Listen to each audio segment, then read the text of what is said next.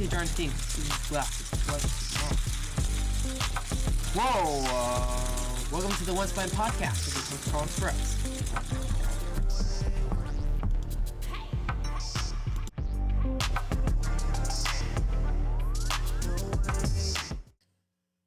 Hey guys, welcome back. Once Blind Podcast. I got Lily from Two of a Bunch, so she's one of the bunch. Hi. Oh, Lily says hello. All right, so we're going to discuss our experience with bare knuckle fighting. Mm-hmm. Not a sport normally that we watch, Yeah. so we don't necessarily know everyone who fights in it. This isn't like the UFC for us. And the reason that you were the one to come with me is because you're my fight buddy. You and I are the ones that watch fights together, even though the other ones will chime in here and there. Yeah. The one who knows most is you. And we got a cool opportunity to go and corner Gabrielle Roman, which you guys have seen her. You've seen her in mine, but most recently in Two of a Bunch. Yes. How was that for you? That was a lot of fun. Yeah? Yeah. You have fun? Why was it fun? She had a lot of great things to say, which not necessarily surprised me, but just the way that she carried herself. I was like really we know her well, so I've seen her growth, especially as a Christian, and you could see it in the video, and I was really just impressed how much God has done for her and how much she has grown. So it was a fun conversation. That I got to learn more about her faith. So altogether for me, I had a really great time. She seemed to enjoy herself. Nah, that was definitely an awesome video for me to watch. So let's talk about our experience. Remind me in the end, I want to pray for a brother of ours, Reggie. I don't know exactly where he's from, but he's from Instagram, so I want to pray for him as well as other marriages. But we can definitely start by talking about just the ride there. Yeah. So about the ride, it was interesting. I had to take off of work on a Friday, which I hardly ever take off of work, but I wanted to be there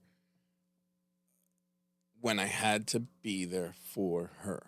Right. In the sake of, she was going to do the weigh-ins in the morning, but everything else after the weigh-ins. Right. People don't know this, but when you cut weight, you have to eat certain foods. You can't eat certain things. You can't just chug a bunch of water, especially if you're overweight and you sucked out all the water in order to make weight. You can't just start chugging water.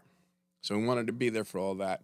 We left Friday, I think about 12 o'clock. Well, we were supposed to leave at 12, but we left a little later. Mm-hmm. What was the most exciting part of the trip there for you? For me, I was just getting to see all the stuff there, like the WWE headquarters, the George Washington Bridge. That bridge is way bigger than I thought it was. Yes, it's a lot older than you thought it was, too. Yeah. Doesn't look like it holds cars up very well, let alone trucks. One thing about the George Washington Bridge I never got is that the trucks go on the top layer, and then on the bottom layer, it's just cars. And I always thought, even as a kid, shouldn't you put the trucks on the bottom so that if they fall through, they don't fall on top of cars? Mm-hmm. But I'm not an engineer, so.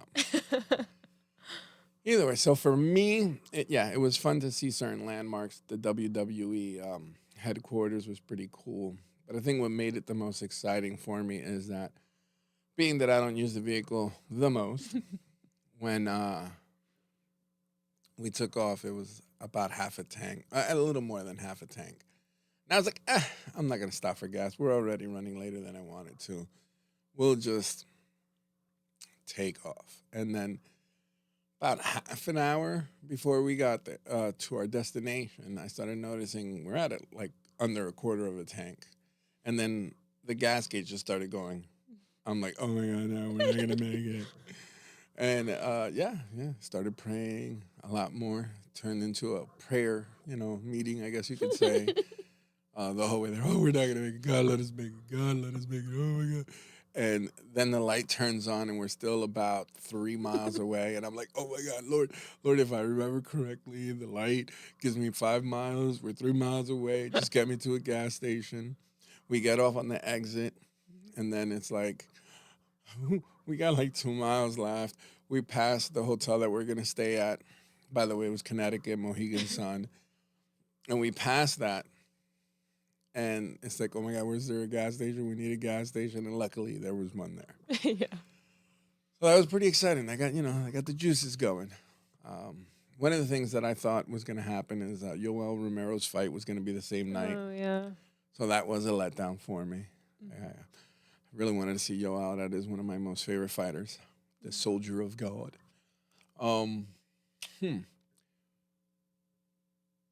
Anything on Friday night while we were there, which we got pictures of you and me at the weigh-ins and stuff like that. We got the weigh-in pictures, all the things that happened from going in first, I guess not meeting up. Well, yeah, meeting up would be the thing with Gabrielle Roman hanging out there. We can't call her Nani, so don't call her Nani. No one. She will beat you up. No. But when we got there with, and I still want to say Nani, when we got there with Roman, I guess I'll say Roman, from there to the point that we went back to the hotel to go to sleep, anything stood out to you that night? Nah, it's really more of when we got to the hotel that stuck out to me. That's probably my favorite part when we were trying to get to our room. Why? Oh, go ahead. Tell him why. Okay. So we get there, and we get Miss Roman on the phone. And so she's telling the guy behind the counter what rooms, what keys does she get for us. And the gentleman is trying to work things out. So he eventually gives us a key, and we go to the room that he told us to go to. We open the door, and suddenly we hear, what is it? Excuse me? Like, no. Hello? Hello? So, Dad was like, sorry, I'm sorry. And she's like, this is my room. And he's like, well, this is the key that we were given. Like, Dad was being totally super polite, and she was being incredibly disrespectful. I was telling Joaquin, and he was like, yeah, I would freak out too. I was like, no, forget freak out. It was like, no, she was so rude. Yeah, but see, I'm kind of with JoJo on this. Even though she was rude, imagine you're a lady. Mm-hmm. Well, you are a lady, but yeah. You're in a hotel room by yourself. Someone opens the door. They look like this. Okay. And, you're there alone. I mean, I said, hello. I thought it was more like Goldilocks and you're in my bed. But it was like, this is the key we were given. This is my room. Mm-hmm. Well, I've been in this room for 3 days. It was like, well, this is the key I was given. This is my room. Mm-hmm. I'm going to go to the front desk. Mm-hmm. But that wasn't even the worst part. We get down to the clerk, and we're like, hey, and he was already on the phone with the young lady. And it's like, hey, you gave us the wrong key. There's someone already in my bed. Like, there's someone there already. And he's, oh, my apologies. I was like, don't worry about it. Well, she said it was like a guy and 3 guys in there. I was like, it's me and my daughter. Like, what are you talking about? He's like, yeah, I know, whatever. So he gave us the right key, which happened to be across the hall from that room. The whole time I was hoping I didn't see that woman. Yeah. Yeah, that was pretty funny, though. I wouldn't have believed him about the 3 men thing if I hadn't heard her yelling over the phone at him about it. There were 3 men, and then his face when he looks at us like, wait, what? Yeah, no, it was a total thing. She was probably trying to get her hotel room for free. Mm-hmm. And I was so scared for my life. The most polite gentleman came in, literally, and he told me, "Excuse me, but you're in my bed." It was horrible. It kind of reminded me the state of this country with all the wusses in the world. Like, oh, he called me a name. Anyway, so yeah, that made it. That definitely did it. That was a good. Woo, that was scary. I was scared. I was like, oh no, I'm a Hispanic man walking into a white woman's room. I'm going to jail. Oh God, yeah, that was bad. You're still laughing. I'm not laughing. It was bad. You don't understand. I'm a Hispanic man. They would have been like, oh, sir. And then they would have read my name, blank Perez. Oh, you're Hispanic. You definitely did a crime. Come on. Oh, yeah. So nothing in the weigh-ins? Not really, no. I quite liked the time out there. Met a couple cool people. One guy was from, can't remember the name, but photographer. He was Arab and Muslim, me, Christian. We had a great conversation. I learned something about the culture of a certain area. He was from Iran. So he was telling me how they, opium. Like they smoke opium Oh yeah. like it's nothing. Like it's just, I was so astounded by that growing up in an area where opium isn't the thing. Like you go from weed to like opium, heroin, and so on. And he's like, oh yeah, they smoke opium. It's all normal over there. I was like, what? And yeah, he taught me certain things about the culture that I found weird. And I studied different parts of the culture, different things, like read the Quran, all that good stuff. You know, the normal stuff in apologetics. But I didn't know that that was such a prevalent thing in their culture to just smoke opium and then act like it's normal. Yeah. But then again, now in this country, people smoke weed and so on and so forth, and they act like it's, it's a part of our culture. It's really not, but, it was weird. Let's see. The weigh-ins themselves, they were pretty interesting. I liked calling some of the fights before in the weigh-ins and getting them right. Yeah. I'm just saying, not a savant, but I'm good. But no, the one fight that in particular was the one guy who started mean mugging him, but he was such a teddy bear in the back. I was like, that guy's putting on a show. He's gonna lose. The funny thing is, you said that, and I was thinking, what? No way. Yeah, I know. You didn't want to go against me, but I was right. Now if I ever tell you to bet on someone, you just bet on that person. I should really start gambling. Nah. No. I'm just saying, I get them right a lot of the times. And especially sometimes with the underdogs. That's when I feel bad. When the underdog is like, a positive 800 or something. And I'm like, why? That person's going to win. Yeah. Why is he that? And then like the turnaround would be whatever the plus 800 would be. So if I bet $1, I get like, I don't know, I guess $8 back. I don't know how it works. But I know it's supposed to be a substantial more than you put in. I should really, I'm not going to start. No. And my calling out is going to go bad, and it's not going to happen. Either way, the weigh-ins were fun. Seeing Nani go up. That's one thing I also respect about Gabrielle. I said Nani. Gabrielle is that when she goes to these weigh-ins and even her ring attire, she's always as lady as they allow her to be. As covered as possible, and then obviously nothing against Crystal, but her whole thing was, I guess, to get Instagram views or whatever it is. And she put her body out there just for like whatever. So kind of ruined it because I wanted to take a picture of them both face to face, but I didn't feel right taking a picture of a woman in a bikini. It's just not my thing. It was weird. But no, I don't know. That's, again, one of the things I respect about her is that she will cover herself up. She wears the whatever it is, the attire that they give her to wear, right.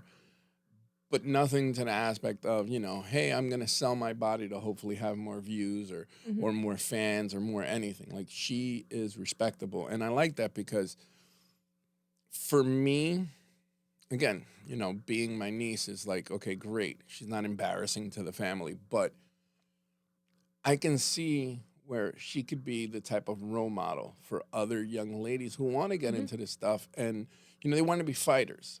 They don't want to be, swimsuit models. They want to go out there and test themselves. And, it's in us. It's in all of us to be competitive.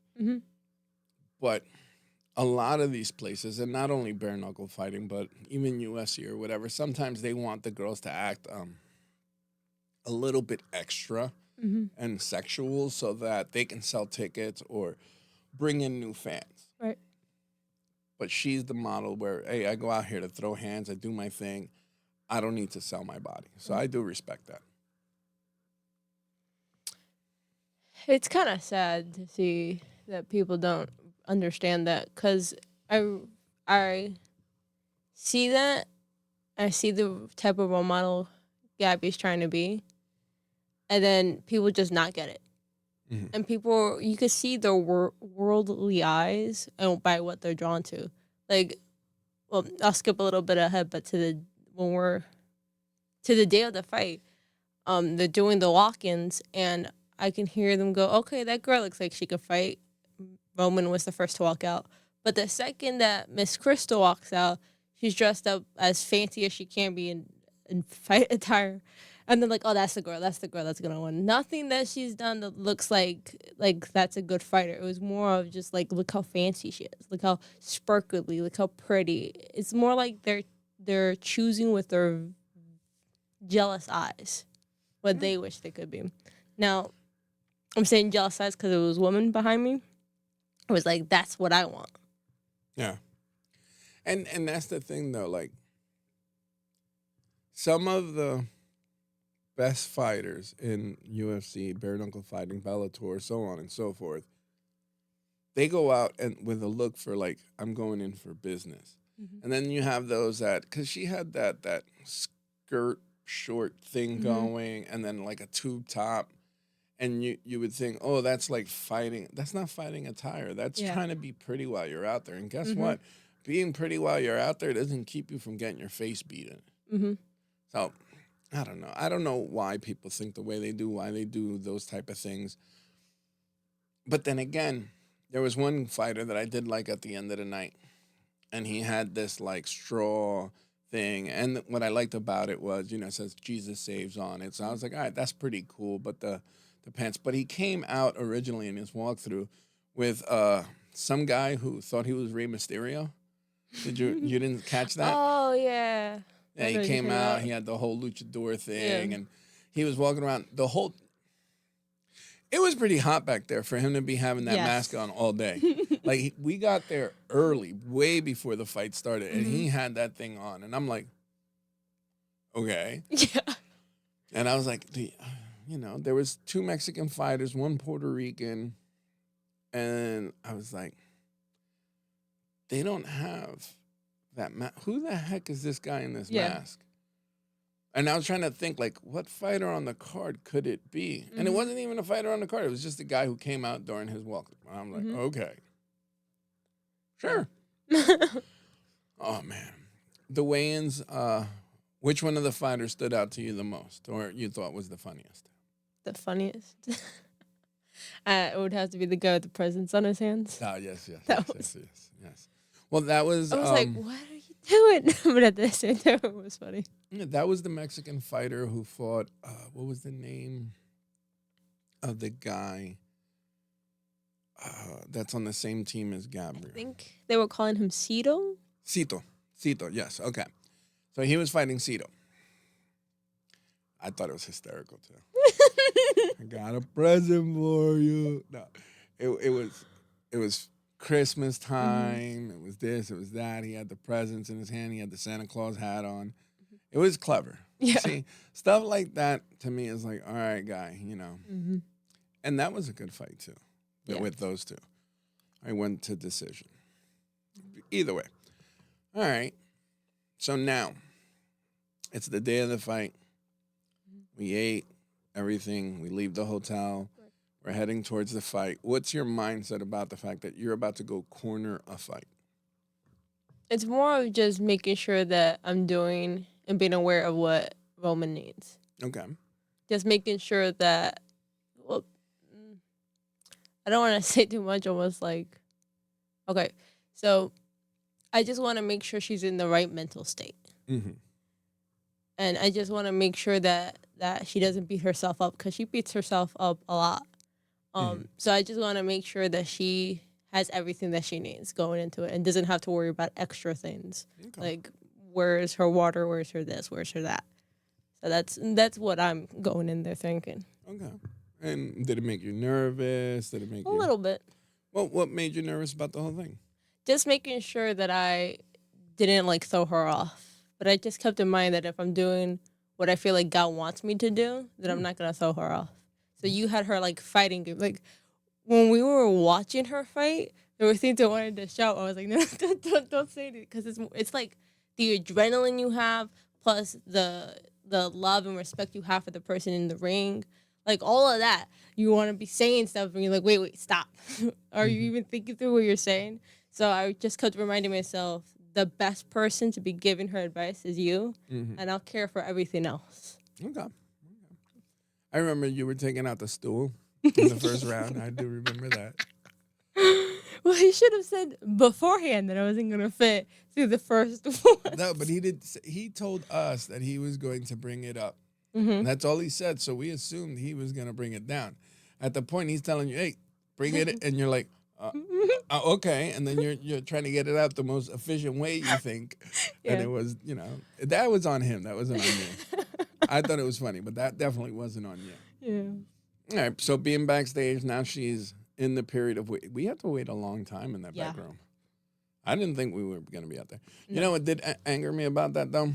What? So they gave the girl they wanted to win this awesome room. You had to, I don't know if you got to peek in there.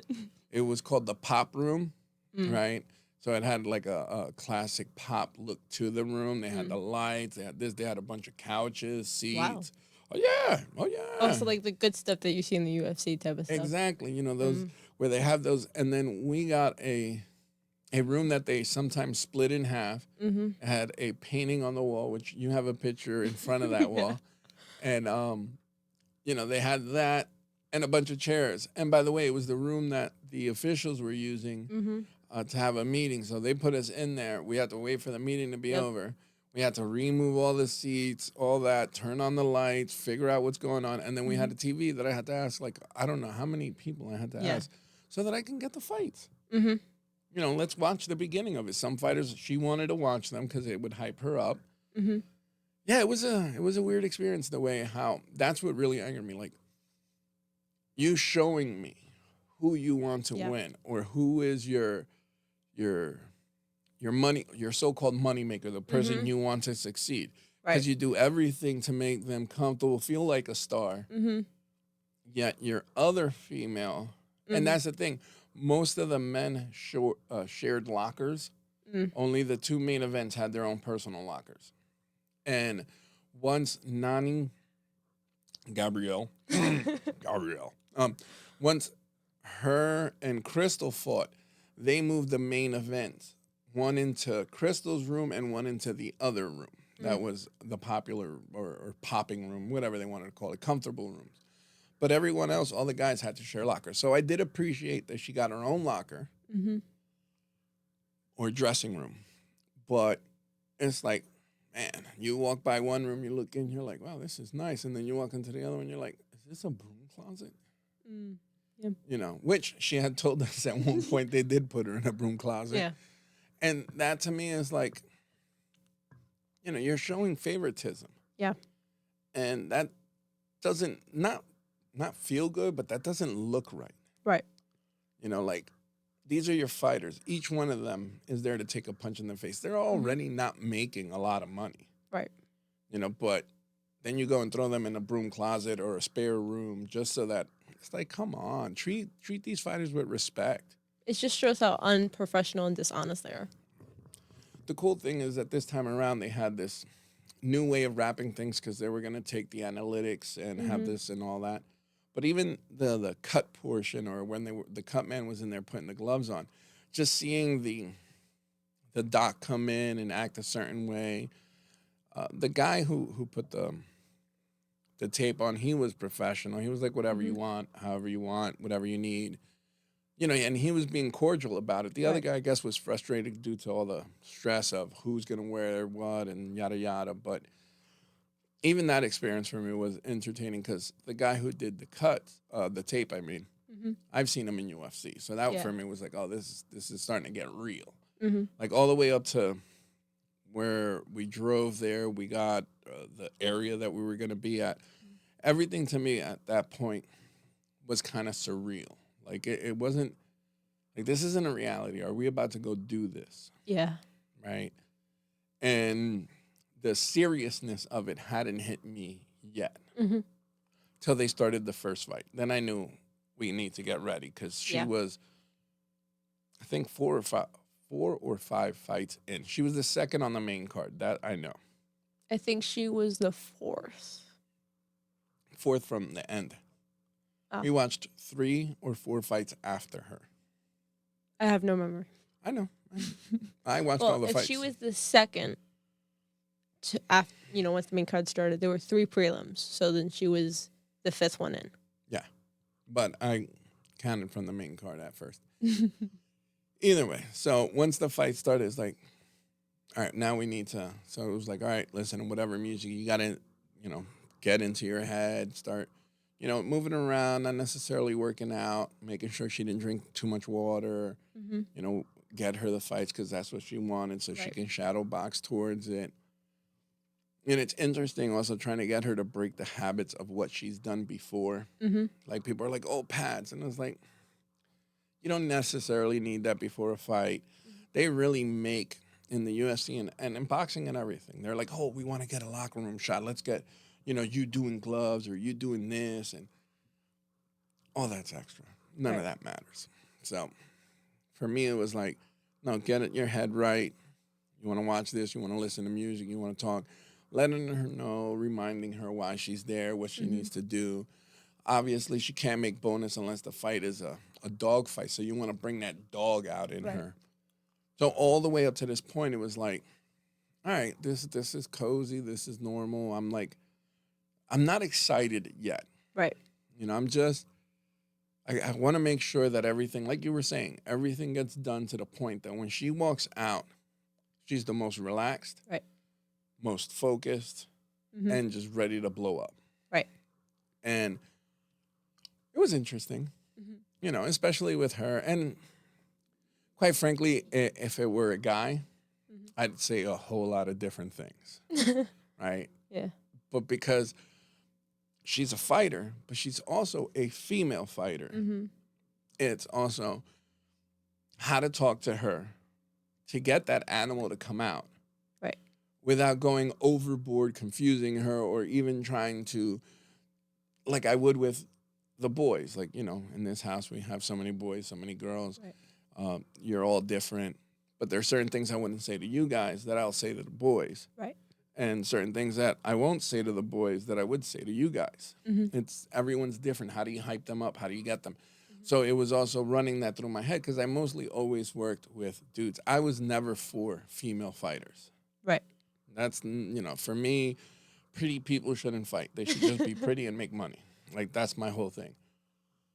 But I came to respect women who do fight, not only through Gabrielle, but even watching Holly Holm, watching other women that I'm not even going to get into. Fight and fight well and fight not necessarily the skill level, power level, or anything. But just the heart that they showed to fight, it was respectable. Like, I can respect that type of heart. So it's like, all right, how do I talk to her, keep her in the mind where she has to get, but I don't want to take it overboard for her to look back. Like, I'm not going to tell her, grab your testes. Like, obviously, it's not what you do. So it was interesting. And the fact that God, again, was so faithful because it was like he kind of showed me, all right, push up to here and she won't break. Push up to here and she won't break. Get her to remember this and just keep it to that, because I know her struggles. Right. And that's not the time to bring out your struggles. Like a lot of people think, oh, think of the worst things possible. And it's like, that's not necessarily what you want. Right. Especially with female who think different than men. Like we think murder everything when we think of our worst things. With women, sometimes they start thinking about it and actually it affects them physically. So it's like, oh man, what do you do? What do you do? So it was interesting up to that point. But now the walkthrough is happening. We have to go to our corner. Right. And then they got to walk us in. Where were you at that point?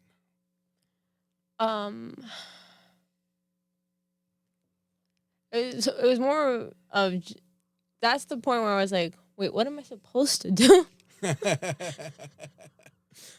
Okay. It was like, okay, so we get there, right? And they're like, listen, you have to go to this spot to be ready. Once they finish their fight, then everyone can walk out and stuff.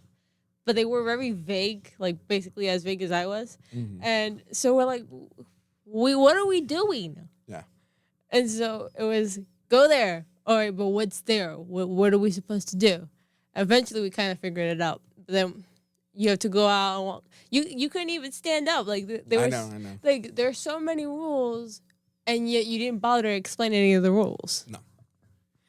And it was funny because I had to yell at the guy who stood in front of me. Yes. Because they're like, oh, you can't stand up. Well, tell that guy to sit down. Yes. Like, yo, sit down. I can't see the fight. Like, it was, for me, when they took us to that backstage in that little tent where they keep us before they walk us out, is where I was like, oh, crap. This is for real. Like, here we go. It's about, and now at that point, I'm starting to get excited. Like, I want to push her out of the way and I want to fight. Like, Yeah. like, oh man, the adrenaline really kicked in at that point for me. And I was like, oh, it's go time. It was just kind of sad because I wasn't the one throwing the punches. It is what it is. For me, it was like, wait, what am I doing? What am I doing? What am I doing? What am I doing? And then eventually I was like, wait, just chill out.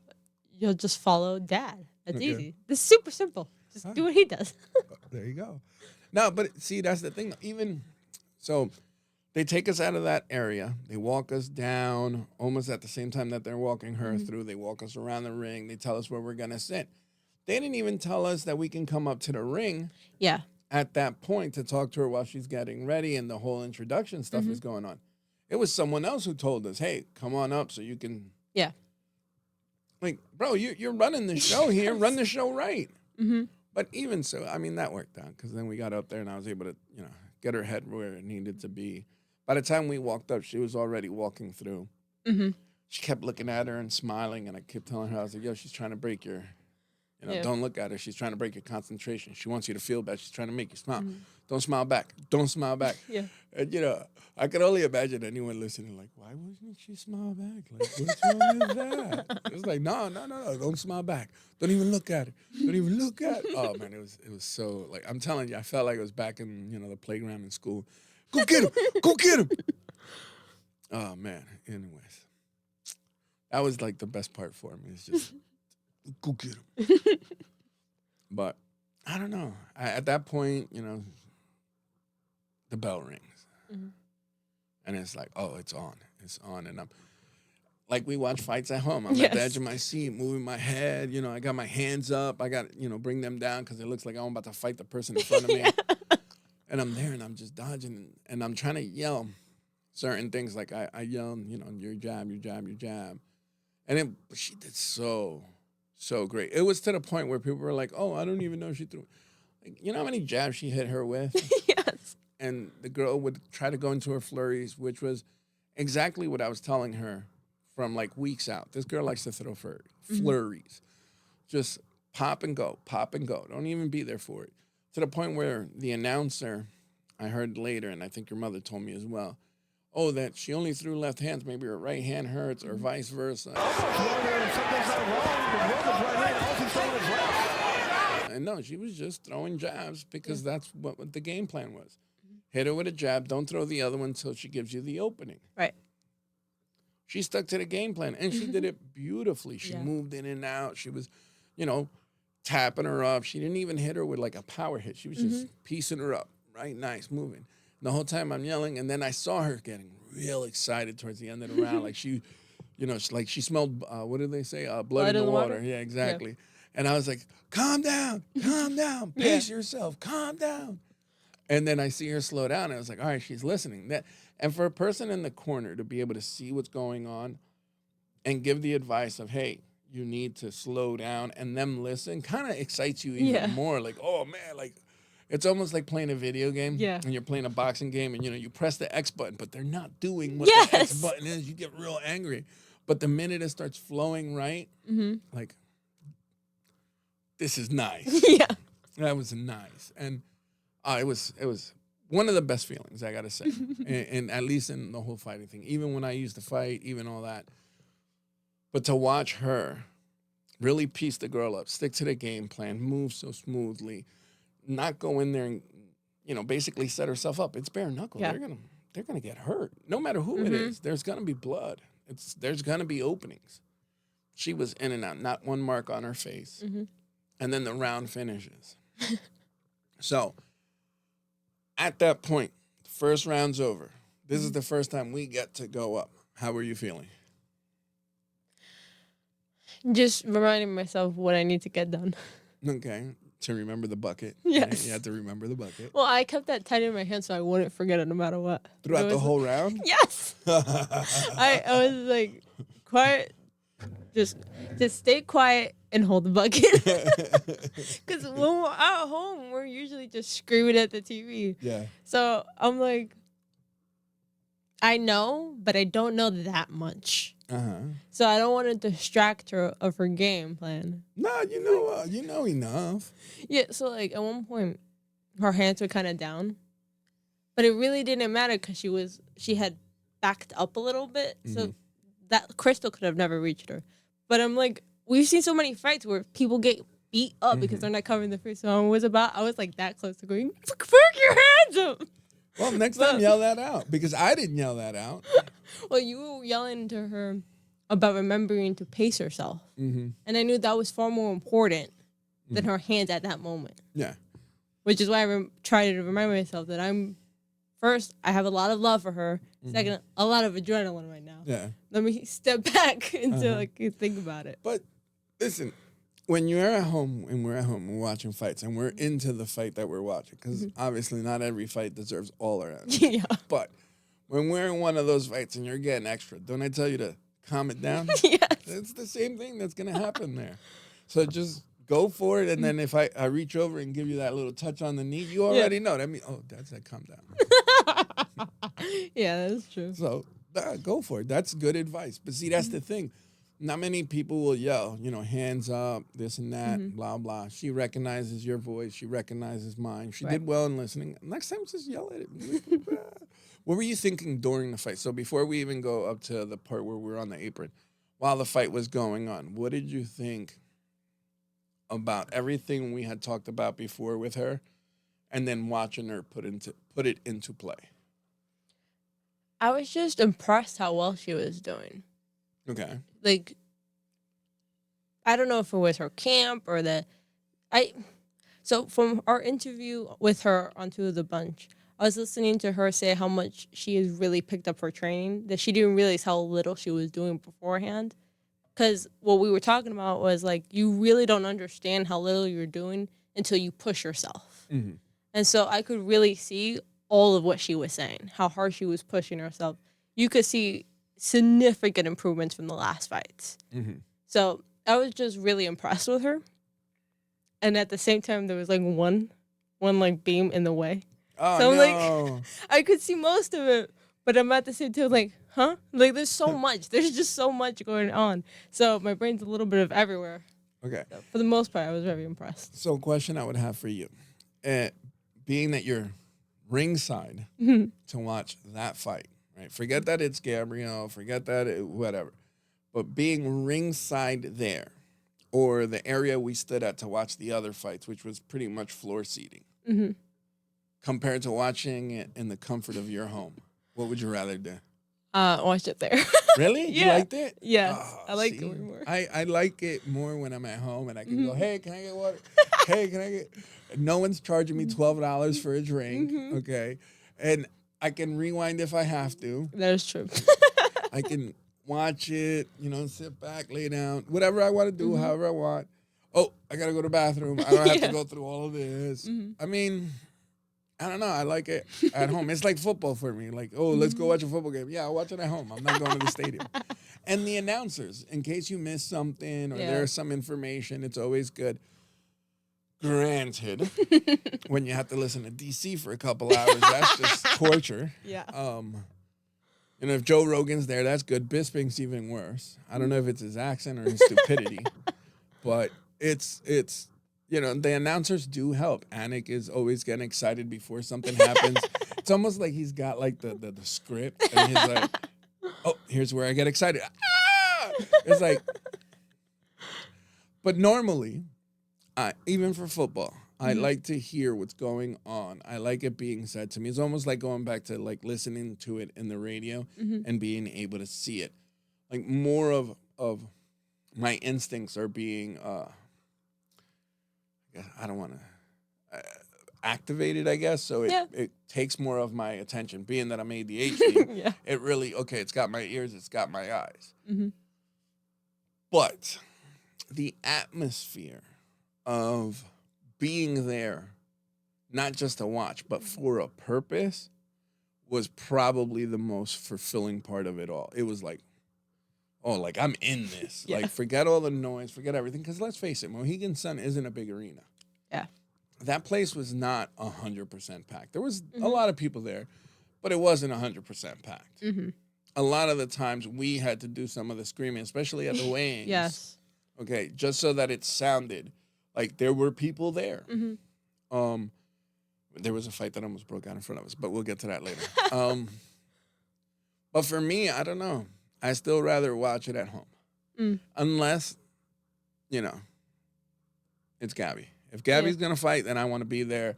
I want to be supporting her, helping her, whatever she needs. But besides that, I'd rather watch it at home. It's just so much better. Yeah. I can't believe you liked it there better.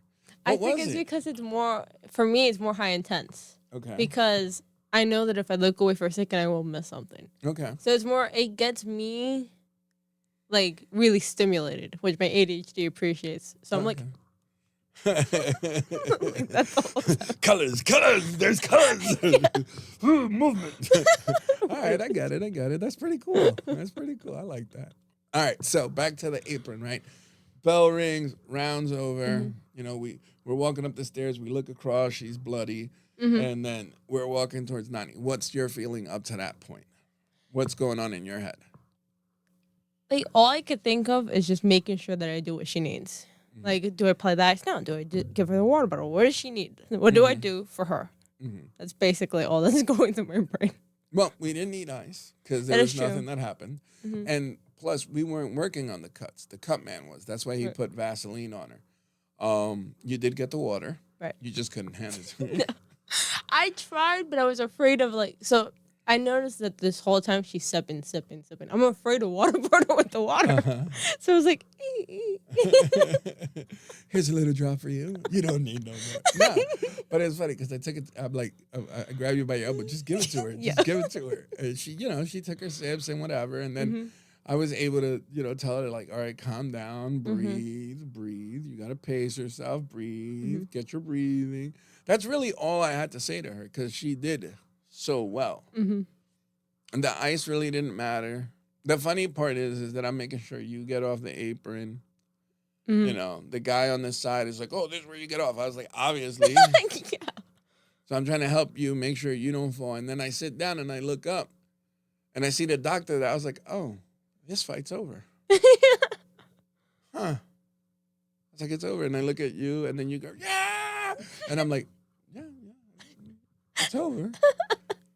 It was almost like an adrenaline dump at that point. It was like, oh, this is over. But I was happy for her. I was. Here's the sad part. This is how bare knuckle fighting got into my head. I was happy she won. Right. I was happy she didn't get touched. Right. It sucks that it was over a cut. She didn't knock her out. So I wasn't happy about that. But the worst feeling that I had is that, wow, she's not going to make bonus. Yeah. I was like, I wanted her to beat her up for 2-3 rounds. Right. So that she would get either fight of the night, knockout of the night, or something, like really do something. Because obviously they only pay you for the carnage. They don't care about the fighters. They want carnage so they can sell tickets. And I was like, crap, she didn't get to, like, destroy this girl. Which I feel bad, Crystal. I'm sorry. But no one was making bonus. And you two decided that you wanted bonus before the fight started. So this is not my fault. Anyways. But because I know the type of animals that they are, I was like, man, she's not going to get bonus. She did a great job. She didn't get touched. She pieced her up. Unfortunate for her that the cut was, it was in the eyelid and then underneath. So they were going to stop the fight, especially with girls. If you notice, they stop the fights a lot quicker. It depends, I think, on the person. I feel like sometimes they do, but I've seen fights. Well, one specific fight. I wish I could remember the lady's name. She's in the UFC. No, in the UFC. She got the most abused face I've ever seen any fight. And they waited late to call that off. No, but UFC is different. UFC will hold off. I'm talking about every female fight I've seen with bare knuckle. Okay, yeah. I've seen them stop very early. It's like, and especially if Dan Gigliotto, whatever his Dan name is, Morgalato? that guy, I the can't tall say guy. his last name right. Yeah. You can tell that guy has a soft spot. He must have a daughter or something, because when he referees, it's like, oh, she fell down. Should I stop it? Should I stop it? Should I stop it? Oh man, she got up. Like he's quick to stop. He reffed the fight where Nani was fighting the girl that was like 40 pounds heavier than her, and like he saw her fall, and then the second time he was like, all right, I gotta stop this. Yeah. And I was like, all right, I'm glad he did, because I didn't want to see Gabrielle get hurt. Right. But that was a little early. There was another fight that he did, the following event that I saw on clips on YouTube. He stopped it real quick as well. So I think, when it comes to the females, they're like, all right, we don't want them to get too beat up. Right. But I felt bad for her because, she made a little bit of money. She has to pay her bills or whatever. But the bonuses is what all of them want, because that's what's going to help really pay, because what they're getting paid per fight isn't enough to make even if she has 4 fights a year, it's still not enough to live. And being a single mother, okay, it's not enough. So I was like, man, I really wanted her to hit that bonus. At least they got a Christmas bonus. They didn't get it? Nope. I asked, and she was like, no, they lied. I was like, yeah, I thought so. I didn't want to tell her then. Yeah, I thought that guy was a liar. The second, so before the fights, they bring us into a room and they tell everyone that they're going to get a Christmas bonus. And everyone, especially the fighters, were super excited. Not necessarily. That's not the purpose of it. So before a show, they bring everyone into a fighter meeting, right? And they come in and they're telling you, they're trying to get you hyped up. They want you, they're telling you about bonuses or fights. They're telling you this. They literally want you to go in there and kill each other, because that's what sells tickets. We're we're bare knuckles, so we're the roughest and toughest and raw. People want to see gladiators and blah, blah, blah. And then when the owner or somewhat owner comes in, that's when he comes in and he says, guess what? Everybody made weight. You all get a bonus, a Christmas or a making weight Merry Christmas bonus, which, as you were just saying, I felt the same way. I was like, they're just getting their hopes up, getting them excited so that they go out there and kill each other. Yeah. It was, like, I'm happy for her that she's making money somewhere, but I'm also kind of like, you got to stop believing everything they're telling you. You're just a piece of meat. You're just something they throw out there to freaking do tickets. It is what it is. That's the fight game. But they really, really, that breaks my heart that they did that to her. Because maybe those other people, other fighters have other avenues, have other anythings. Like, Gabrielle really needed that. She was more happy about that than the fight. Like, oh my God, I'm going to be able to pay some extra bills. Yeah. Like, that's, ugh. Oh, and then she wonders why I hope she would move on to like boxing or something. Yep. Not only to cover her face with gloves, but, boxing is still boxing, and they still, take care of their fighters. Because obviously, see, that's the difference between boxing and bare knuckle, even with UFC. They want to take care of their fighters for the longevity, to be able to have, oh, you know what, this fight didn't go through, we got this person. Oh, this person. They want that roster. If you notice, BKFC doesn't have a roster. They just bring in whoever. Right. First, how many times have you heard making their debut, making their debut? Because they're just bringing in anyone who's hungry for money or needs money, and be like, here, we're going to throw you in a ring, punch each other in the face. Yeah. Oh, well, I don't know. It's so sad. Anyways, let's get back to upbeat, because I don't want to be sad. So, we're sitting there. Like I said beforehand, they stop the fight. Gabrielle wins. Now we're going back up to congratulate her. What was your feeling when you saw them stop the fight? Just happy. Okay. I figured she wouldn't get the bonus. But I'd rather her safety, because you never know. You just never know what's going to happen. I have full confidence that she was going to win, but you still never know. Like with, what's his name? You're Rodriguez. Okay. He protects himself, so he puts his hand out, and he twisted his own. dislocated his own elbow. Mm-hmm. Like, you never know. You That never was know what's going to Pantoja. happen. Was that Pantoja? That was Pantoja. He lost the belt on that. Oh, yeah. Why did I say Yair? Because Yair's a better fighter for us. We like him. Pantoja's a good fighter, but we were going for the other guy.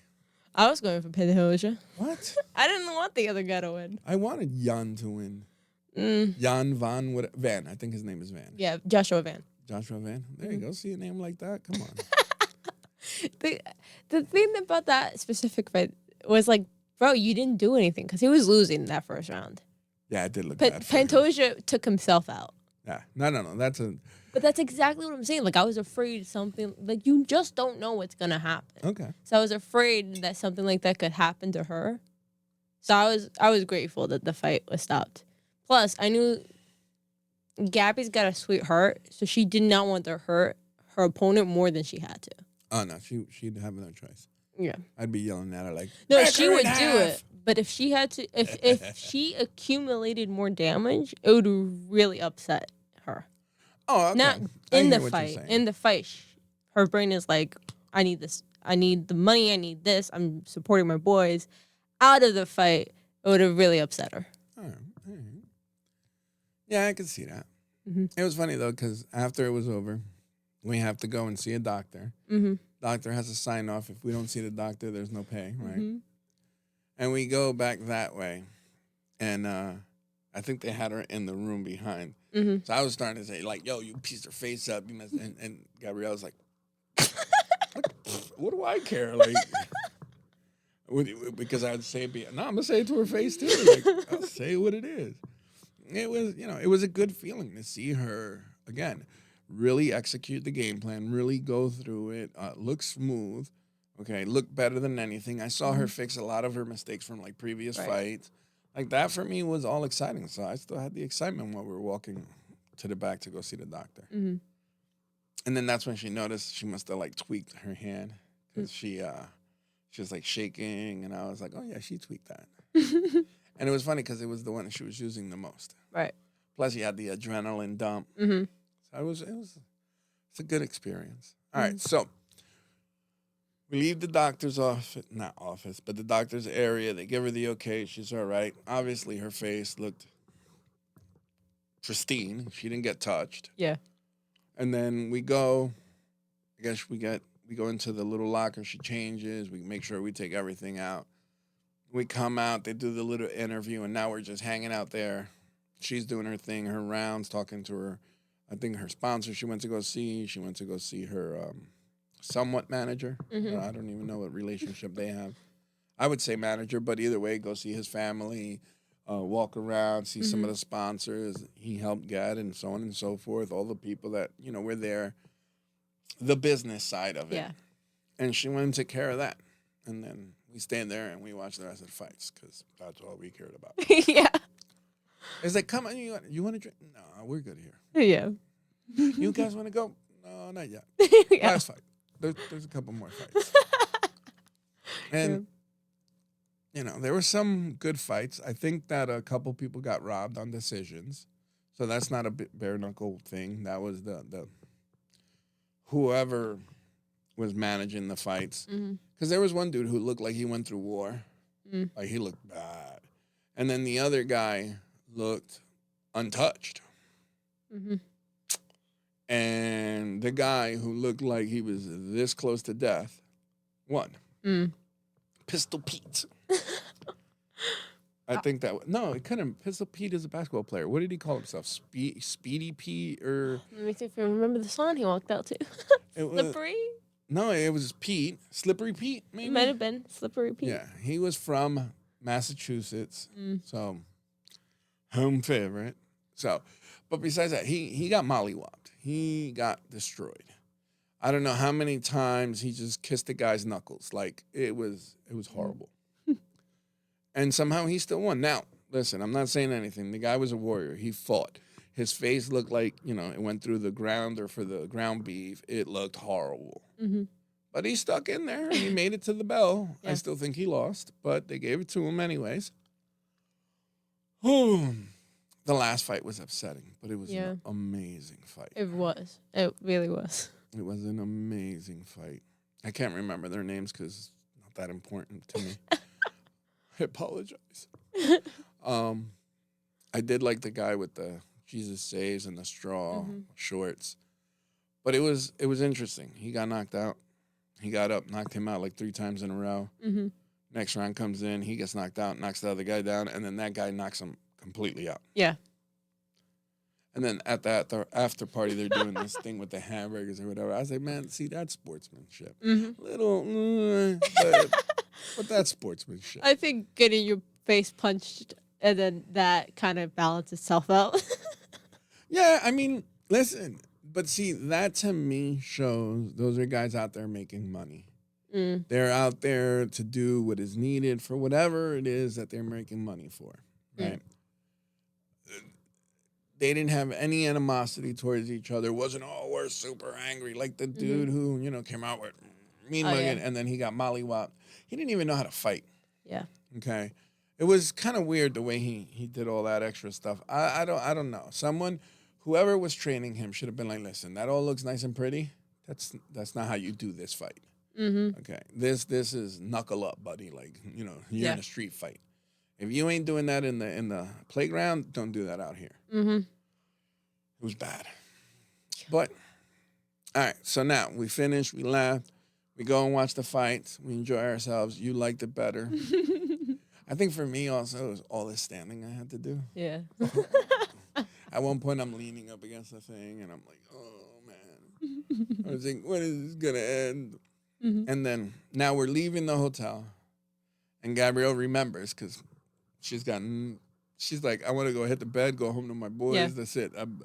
Let's go. We get almost to where the car is, and she's like, oh, we got to go have dinner with the sponsors. Yeah.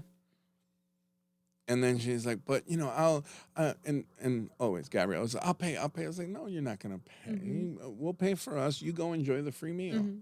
Like, that's sponsorship. Go, do your little rounds, hugs, hey, happies, they're the ones that paid for you and you won. We'll go. Mm-hmm. Yeah, it was funny. It was a funny time. Yeah.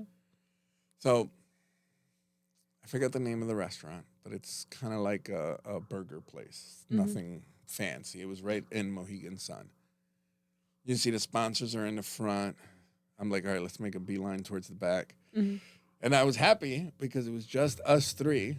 Mm-hmm. And it was like, all right, cool. We'll get our food. We'll eat. She'll do her little waves from here, or she can go over there. But we're alone. Was I wrong?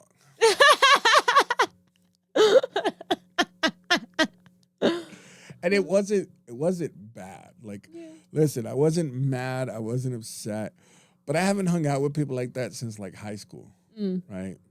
And it was an interesting experience because they're drunk off their ass, which, hey, listen, that's their problem. But I'm there, and it's like, I got the dude on my right hugging on me, like drunks do, I love you, brother. Like, I don't even know you. And he's like, oh, yeah, he was wearing a Phillies thing, so I made fun of the Phillies. And I was like, it was like, oh, back and forth. They live in Florida. And they're up here for the fights, to support Nani or whatever. They paid for her to eat. Mm-hmm. So I really appreciated that. It was, I'm going to admit this. Right? For me, the best part of it was, it's 2 for us 3 and another 2. So it's like 7 people at this table. Mm-hmm. So everyone ordered their drinks, obviously. A couple of them went and smoked, came back. Now they're high as hell sitting at the table. But there's like a lot of food on this table. Right? And I ordered something, and then it was not as big as the picture looked like. It was tacos is what I was supposed to get. I got 2 tacos. Okay. They were the most expensive tacos I've ever eaten in my life, let me tell you. Because it was at the Mohegan Sun. I got 2 tacos and some Doritos, or fake Doritos. Mm-hmm. You had that salad. It was a big salad. It was. I was like, oh, man. I looked at my plate. I looked at your plate. I looked at my, and then I was thinking, like, how's my plate more expensive than your plate? And this is like a platter. It was like that. She had a freaking plate like this. Nani's meal looked good. Mm-hmm. I was like, oh man. So like I was saying, everyone was drunk, high, beyond belief. They all ordered food, and nobody touched their food. It was all sitting in the middle of the. So I did the responsible thing. I mean, I started, finishing other things. Oh, it's like, oh, let me try this. Oh, let me try that. Because they had left. They didn't even touch the food. They ordered it. They ordered a bunch of drinks. They paid their way. We paid, me and her. And there was all this food left on the table. So I was like, is this gluttony or is this... I mean, there's people starving in the world. You're going to throw this out? No, I had to step in. I had to step in and try all this different food and at least make it look like someone cared. Either way, dude, that was fun for me. I'm a big guy. I like to eat. What can I say? And it was free. Actually, no, it wasn't free. For what I paid for 2 tacos, that was expected. So, I mean, did you enjoy your salad? Yes. It was good? Yeah, I was afraid that I wasn't going to like it. Mm-hmm.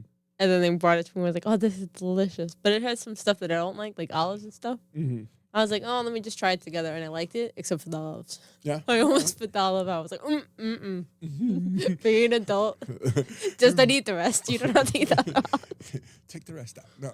But for me, it was like, it really reminded me of like back in the day. It really did. Because those guys were bugging out. We were telling jokes. The dude that was next to me, that was, beyond drunk. Trying to hit on the waitress. Like, really, really bad. I was almost embarrassed for her.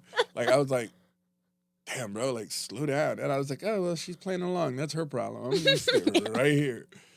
The other dude falling asleep in front of me. And then he heard gambling. He was like, yeah, let's go gamble. I'm like, bro, you're like half asleep. You're going to go out there and waste your money? And it was, interesting. After they had left, we chilled there for a little bit. We were leaving. I got to talk to a gentleman. I don't even want to say his name because I don't want to name drop. But he was cool peoples. We actually saw him that morning when we get coffee. So, and it was fun because I told him exactly what we were going to do. Yeah. And then when we were talking there, he was like, hey, I was like, I told you that's what we were going to do. I told you that what was going to happen. He was like, yeah, you did. I was like, I'm telling you, bro. So it was a great conversation. I saw a couple of other guys. Cito was there. Again, he's a part of that team that Nani's a part of. Gabrielle. Anyway, so, that's when I saw the 2 fighters do the little arm thing. And I was like, it's kind of weird. I wanted to say hi to the one dude with the Jesus Saves and say, man, great fight, blah, blah, blah. Show some respect. Then I saw that and I was like, man, that's not the type of party I want to be at. I'm going to stay back here. And then, that was it. That was the best part about it is that you saw everybody there. Everybody from the bare knuckle, the fighters, some of the big guys, the guy with the ugly suit. Yeah. I think my autism kicked in because we get home. Yeah. Or not home. We get to the hotel and they parked it at the same time. I was like, do they make you wear those ugly suits or is that like a choice? And he goes, well, it's a choice. It's just a nice jugger. And I go, no, because the moron from UFC, he wears that, and he goes, well, he is a moron, but I like my jacket. I was like, but why do you all dress like that? Even the brother who made him famous wears suits like that. Oh, yeah, we just like, I was like, I don't know. I think this is a thing here, and he goes in or whatever, but. It's not every day you get to tell a guy he wears an ugly suit on TV all the time. You asked, and at first I was like, I was like almost embarrassed that you had said that, and then afterwards I was like, actually I agree with this comment. I want to know. Your mom feels like that all the time, especially when we go to like a new church, and I'm like, so you just don't teach the Bible? Yeah, but that would I understand. Like, yeah, but mom's always like, say hi first. Don't just come out with that. I remember what church did I go to? No, it was a pastor's conference. And a pastor had taught the worst rendition I've ever heard of Samson. Okay, I mean, he pulled and stretched and pulled and stretched to the point where it wasn't Samson anymore. It was like some new guy. And I was with LP. No name dropping for that dude. So I'm with that dude, and he introduces me to the guy because he's a celebrity pastor. That's a celebrity pastor, and celebrity pastors. Yeah. And I was supposed to be amazed by the celebrity pastor. So he brings me along, and he's like, "Oh, but he also knows that I'm an incredibly brutally honest person. Yes. So I think he did that on purpose too. Mm-hmm. So I don't know. He was throwing his weight around. Plus, he also wanted to embarrass the dude. So he goes, "Hey, whatever." And he said something to the guy, and then he says, "Hey, this is Carlos. One of the guys from the Pastors in Training. Blah blah blah blah blah." Again, throwing all his weight around.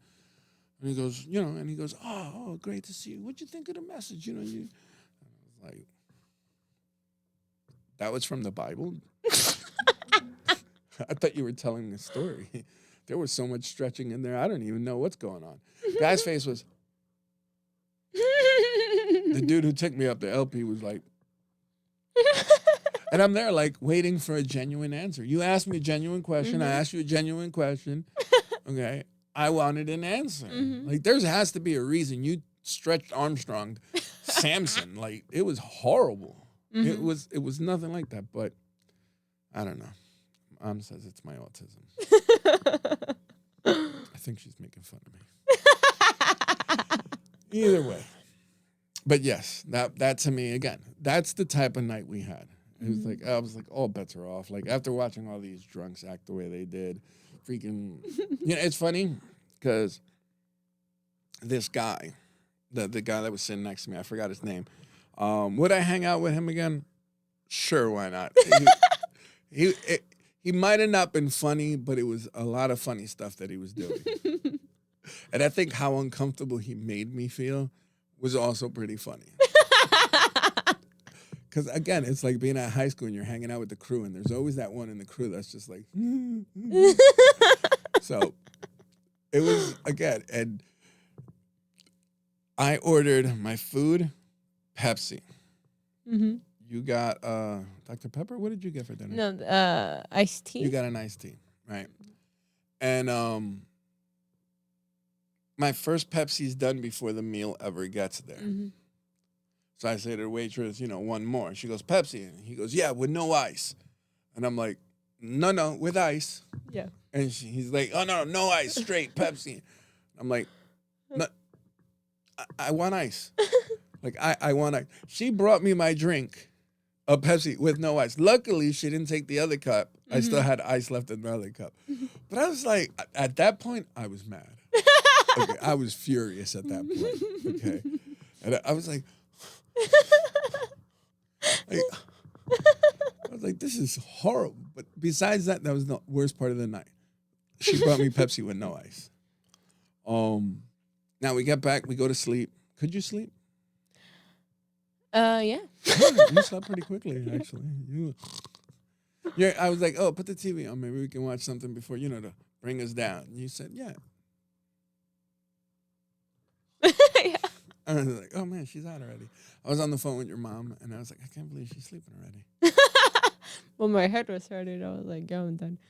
So we watched the end of whatever that detective show was. Like the very end of whatever the show was. Dude, that was like 5 minutes. Yeah. Not even 5 minutes. So it was Columbo. I thought it was because Yeah, I recognized his face from passing around on Prime Video. But then that Kevin James show comes on. And I like Kevin James a lot.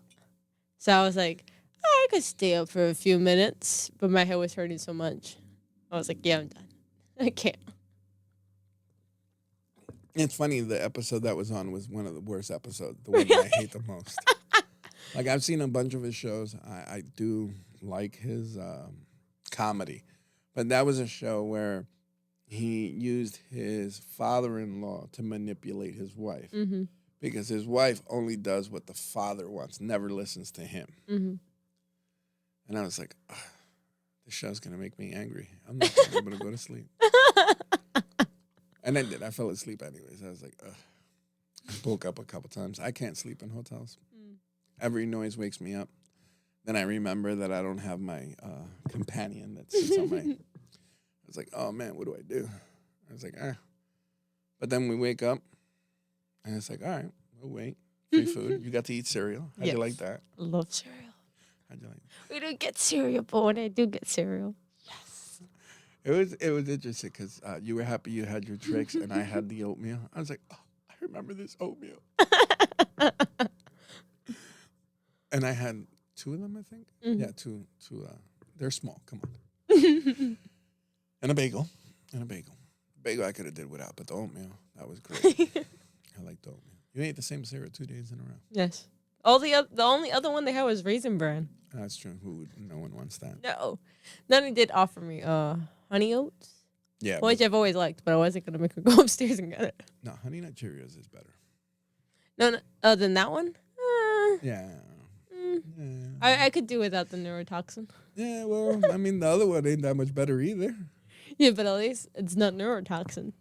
Oh, listen, they're going to kill us through our food anyways. True. That's why America is the way it is. Mm-hmm. A bunch of autists out there. Anyways. All right, so we finished up. Mm-hmm. Everything's good. Adrenaline's down. We wake up. We want to go home. Yeah. It's time to go home. So we take off on Sunday. Anything on the ride home? Oh, no, you slept the whole time. Hey. Did I? Most of the time, yeah. Huh. We didn't leave Connecticut, and you didn't wake up till we were, like, almost home. Wow. Yeah, that was the most I don't boring even ride for me. remember sleeping. Of course not. Do you remember sleeping last night? No. No. You remember laying your head down? I don't even you remember remember falling waking up. asleep. That's funny. You had the seat back like this. We were listening to music for a little bit, and then you woke up, and that's when I put Adele for you Yeah. as loud as possible because you had a nap. I didn't.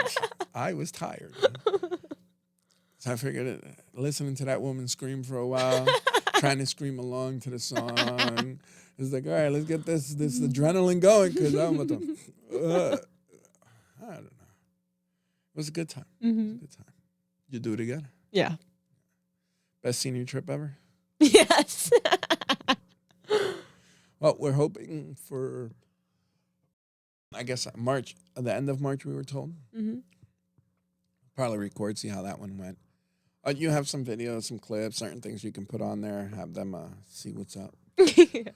But as of now, Mhm. I'm just going to pray for Reggie. See, I remember. Yeah, you did remember. I And, almost forgot. yeah, it's a good thing I reminded you. Yes. So, Father, we do come before you and thank you for just how amazing you are, how awesome that you even meet us in the littlest things. Like, who would have known, Father, that being out there to watch a fight and just see Nani Gabrielle. I mean, you can call her Nani. I'm sure, God. I know you can.